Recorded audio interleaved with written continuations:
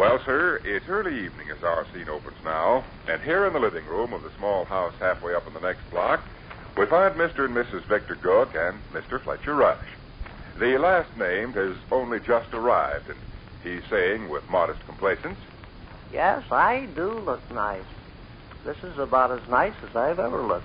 Shoes polished, trousers pressed, lovely white shirt. New leather necktie, new corduroy cap. Yes. I believe this is as nice as I've ever looked. Uh-huh. I took pains, Sadie, honey. A person desires to look nice, and it's necessary to take pains. Sure. You're going to the grand ball, Uncle Fletcher? Are they a grand ball in town this evening? I don't know. I'll find out if they are and stop in the pavilion long enough to cut a caper or two on the polished floor. I bet you're a substitute usher at the By Joe Picture Show tonight. Sadie, honey, I am meeting the 9:45 o'clock Chicago and Alton train. Oh? That's the reason for me being all dressed up and looking so nice. Is your friend Roy dejectedly coming down from Dixon to pay a visit? So? I bet Mrs. Keller's approaching bridegroom is arriving this evening. You people are pretty curious with your wild guesses. Yes, I expect we are. It's natural. I walk in here with a new leather necktie and a new corduroy cap on, and of course you people wonder what's up. We're terrible nosy fellas. I expect it's rude, but I was forced to laugh at your wild and far-fetched guesses. No, hish. I'm not hanging back from revealing what's in the wind. I'll tell you why I'm meeting the 9:45 Chicago and Alton train. It's all right. Mr. Harry Feedburn, my landlady, Miss Culler's approaching bridegroom from Yellow Jump, North Dakota, arrives tonight on the 9:45 Chicago and Alton train. Well, I guessed that, Uncle Fletcher. Fine. You said it was a wild and far-fetched thing. Wild and far-fetched, yeah. Oh, what do you care? I don't care, I guess. I have already communicated with the station master by telephone. He assures me he knows of no reason why Feedburn's train shouldn't pull in on time. It hasn't even left Chicago yet. Beg pardon, Vic, honey? 9:45 train is made up in Chicago and won't leave there for some time yet. How in thunder would the station master have any information concerning What's the idea of this now? You'd like to have a fine, big, silly argument, huh? I'm afraid Vic just doesn't understand the matter, Sadie, honey. You're right, Uncle Fletcher. I don't. I'm talking through my head. Feedburn's arriving at 9:45, huh? I bet you'll be glad to see him. I accept your apology, Vic. Well, this is real exciting. Has the wedding date been set yet? I haven't quite decided on that yet. Are you setting the wedding date? Oh, sure. That's been thrown in my lap along with all the other details. Well, you say you haven't quite decided on the exact date? No, I haven't. No, I haven't. I may make it 2 weeks from today. I may make it 2 weeks from tomorrow. In fact, I'm not positive when I may make it. Oh. Where did Mr. Feedburn finally decide to stay? You needn't be embarrassed bringing up that subject, Sadie, honey. Hmm? I hold no hard feelings in the matter. I let bygones be bygones. You don't have to allow your eyes to drop and your lip to tremble. The case is closed and the hatchet is buried. Well, I don't know if there was any particular hatchet. It isn't necessary to add another word. You suggested I ought to invite your landlady's man to come live here 2 weeks. Yes, I did. He's a total stranger to me. Leave the matter drop, Sadie, honey. Leave the matter drop. I hold no grudge. Well, there's no reason why you should hold any grudge. Now, who's arguing? Since these 900 million half-wit details were tossed in my lap, it was natural for me to look around at my loved ones for sympathy and cooperation. Oh, yes, sympathy and cooperation. Sympathy and cooperation was all I asked. Now, who's arguing? Uncle Fletcher, there's not one single smidgen of sympathy or cooperation mixed up in this. Why should I open up my house to a total, complete stranger for 2 weeks? He's a well-to-do man. You told me so yourself. And there's a lovely grand hotel here in town. Why on earth should I take in an utter stranger for 2 weeks just because... I refuse to quarrel with you, Sadie, honey. I refuse to quarrel with you. Perhaps I'd best go meet my train. No, stick around. Quarrel some more. Besides, this fancy Chicago train that you're going to meet hasn't even left Chicago yet. No, it just so happened that I attempted to make the arrangements to which you objected because of Harry Feedburn being my approaching landlady. At least not my approaching landlady. My approaching landlady's bridegroom is what I mean.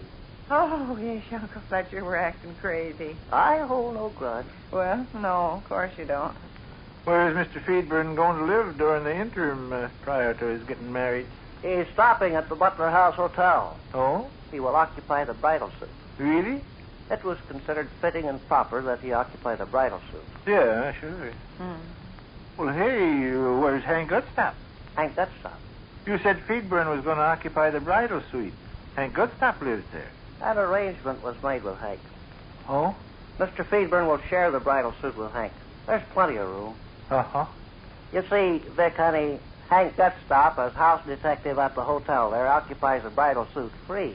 Oh, yeah. Uh-huh. Well, he's willing to share his quarters for consideration. Oh, uh-huh. A deal. Feedburn made a deal with Hank. I made the deal with Hank. Huh? I made the deal with Hank. Feedburn will share the bridal suit, and the money that changes hands is quite fair and reasonable. Well, Hank's got nothing to lose, whatever he gets out of it. The management of the hotel, of course, are not privy to the matter. I bet not. Feedburn will slink in and out of the establishment during periods when the desk clerk's attention is fixed on some other direction. Yes, it was thought fitting and proper that Mr. Feedburn occupy the bridal suite during the 2 weeks prior to his wedding. A very nice arrangement. My idea. A mighty good one. Yes. And as you likely know, I've had dozens of others, but it's running me ragged. I've got to be careful. Yes, sir. You'll get caught up in the frenzied floodgates of activity and be destroyed against the the rocks. Exactly. It's been an enormous undertaking. I'd never tackled it again in 1,000 years. Why, I no more than get 30 or 40 details arranged and some new problem arises. A new problem arose just this noon. What was that? My landlady, Miss Keller, all of a sudden got lukewarm. On the idea of getting married? Yes, on the idea of getting married. Well, tell us about it. Was at the dinner table this noon. She passed several strange, peculiar remarks. I didn't think nothing about it for a while, but I began to prick up my ears. Pretty quick, I got the drift. She was getting lukewarm on the notion of getting married, huh? She was getting lukewarm on the notion of getting married. Well, why? Well, you see, she'd been bothered by this, that, and the other thing in recent months. Some of her best hens quit laying. Her teeth didn't fit right. She was afraid she needed stronger glasses. I don't know. A whole batch of annoyances was stuck in her craw. She felt like she needed a husband's protection. Uh-huh. Well, here early in the week, her troubles kind of disappeared. Her hens began to lay. Doc Keevy fixed her teeth so they sit in her mouth proper. Her eyes felt all right again. And this, that, and the other thing happened. And she began to wonder why she should go through with all the bother and nuisance of getting married. Well, gee. Just another problem for me to solve. But goodness. I'll straighten it out. But here's the bridegroom arriving in town and the bride all of a sudden beginning to change her mind. I'll iron the numbskull situation out. No, I'll adjust the fathead matter. But like I say, it's been a real undertaking. I hire the preacher, I buy the ring, I engage the carriage that carries a happy couple home, I arrange for the best man at the ceremony, I take the honeymoon to Heliopolis by myself, I reserve the bridal suit for the lame-brained bridegroom, and I even have to talk the feeble-minded bride into getting married. Tomorrow, by George, Feedburn might get cold feet, and that'll be up to me to straighten him out. It's no child's play, I can tell you. Gee, no.